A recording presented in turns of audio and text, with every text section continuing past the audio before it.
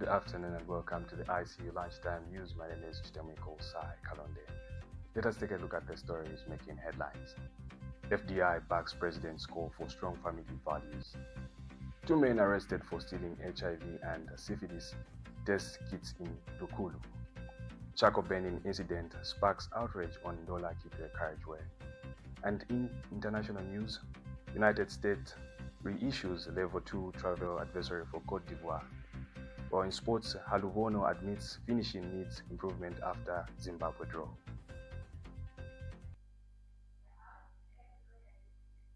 Thank you.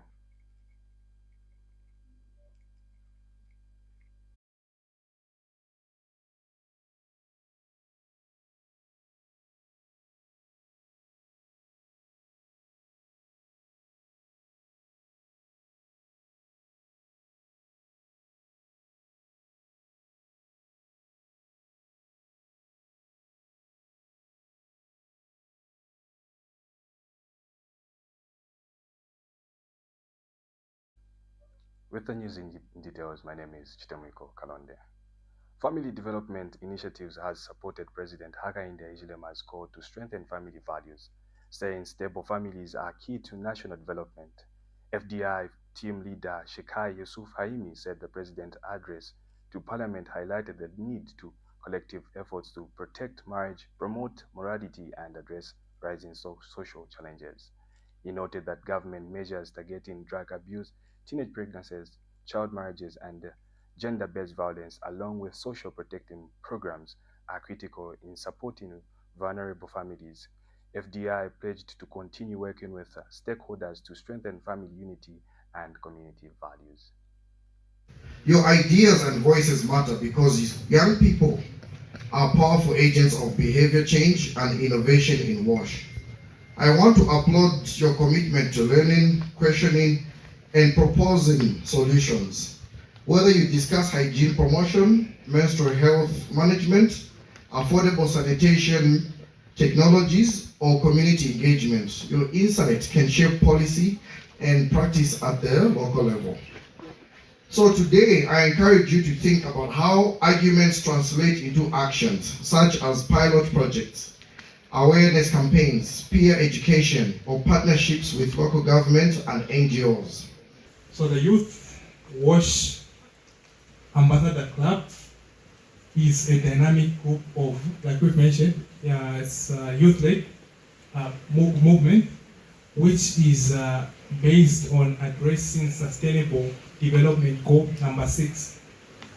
And of course, it was born out of an inspiring hygiene behavior change project initiated by Water Aid Zambia. This emerged from a social media campaign aiming to reach about 1.7 million people with crucial hygiene messages. 2 men have been arrested in Lukulu district for allegedly breaking into Lishua Healthy Facility and stealing HIV and syphilis test kits valued at 800 kwacha. The suspects have been identified as Kayombo Kaumba and Robinson Shanga, both aged 23, of Lishua area, were apprehended by officers from Lukulu police station following the early morning incident. Western Province Police Commissioner Ray Hamonga said the breaking-in occurred between 01 and 02 hours on February 22nd, 2026, when the 3 men allegedly forced open a door and stole medical supplies, including HIV and syphilis test kits and a syringe. Police recovered some of the items after a bag containing a national registration card linked to one of the suspects was found at the scene. The docket has been opened and investigations are ongoing. Well, an identified man was earlier today found conducting an earth mound charcoal burning process, locally known as Chibidi, in the middle of the busy Ndola Kitwe Carriageway.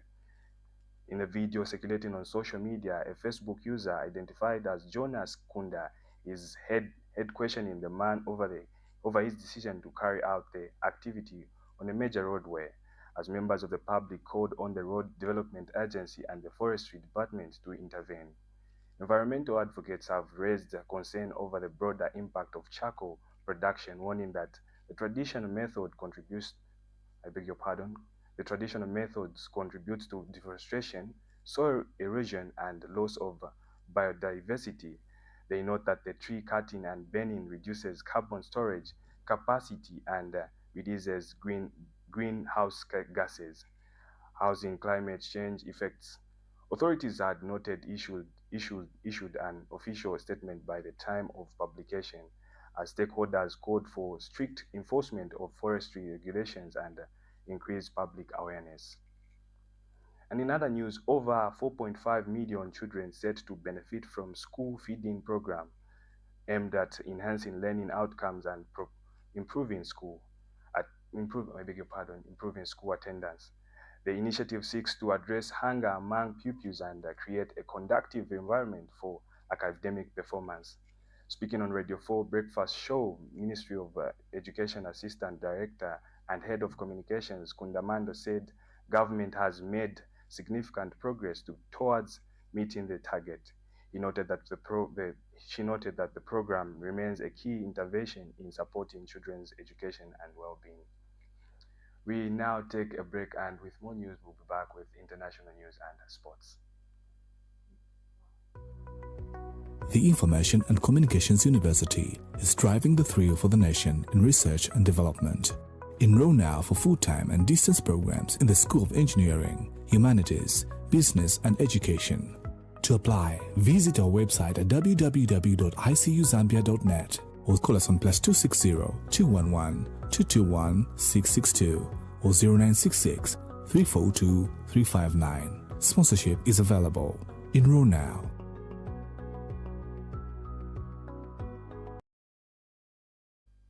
Thank you for staying with us. And in international news, the United States has reissued a Level 2 travel advisory for Côte d'Ivoire, citing security and safety concerns.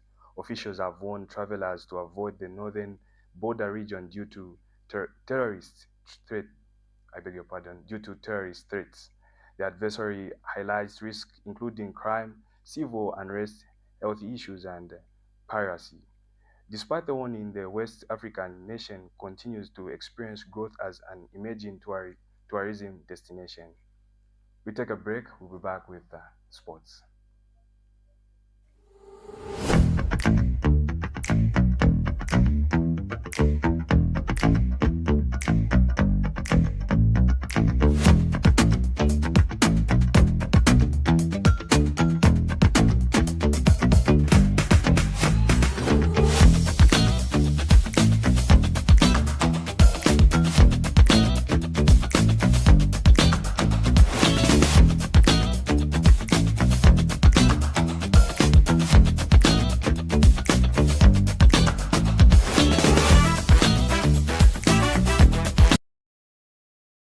Welcome back, and in sports, Zambia remained top of Group B after a goalless draw against Zimbabwe at the Holy Beats COSAFA Women's Championship 2025, played at the Seshogo Stadium on Sunday. Both sides are tied on 4 points after 2 matches, but the Copper Queens stay ahead on goal difference.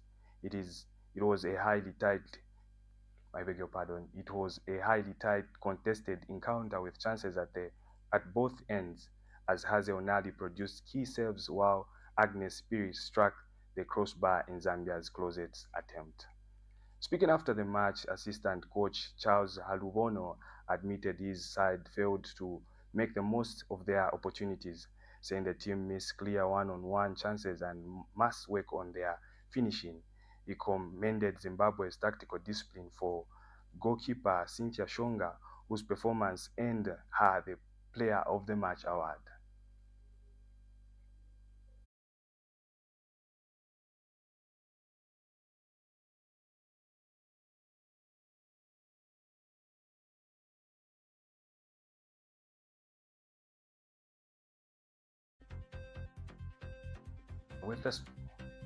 With the sports item, this is where we come to the end of the news.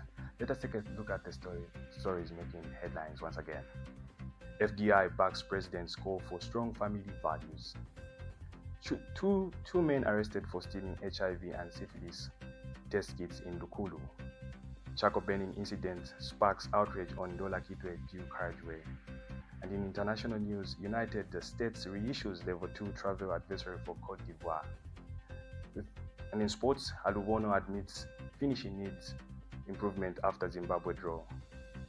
Thank you so much for joining me. My name is Chitemubo Kalonde. With more news, catch us on the 20 Hours News.